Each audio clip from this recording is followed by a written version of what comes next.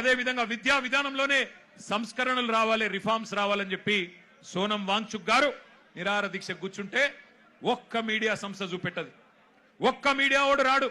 భయం. ఏం చేస్తారో, ఎక్కడ ఐటీ దాడులు చేస్తారో, ఎక్కడ సిబిఐని పంపిస్తారో, ఎక్కడ ఈడీని పంపిస్తారో, ఎక్కడ తమ వేట కుక్కలను పంపి ఇబ్బంది పెడతారో అని భయం.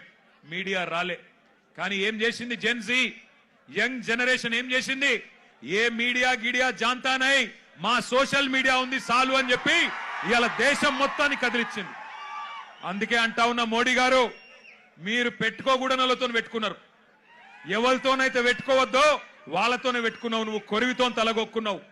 మోడీ గారు జాగ్రత్త పడు. తరం మారుతున్నది, స్వరం మారుతున్నది, నవతరం వరస మారుతున్నది.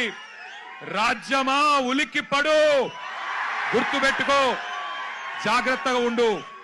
వాళ్ళు అనుకుంటే మొన్ననే నేపాల్లో ప్రభుత్వం కుప్పగూలింది. ఈ పిల్లలు తలుచుకుంటే శ్రీలంకలో బగాయించి అక్కడున్నోళ్లను ఉరికిచ్చి దేశమవతల దాకా పోయేదాకా విడిచిపెట్టలేదు.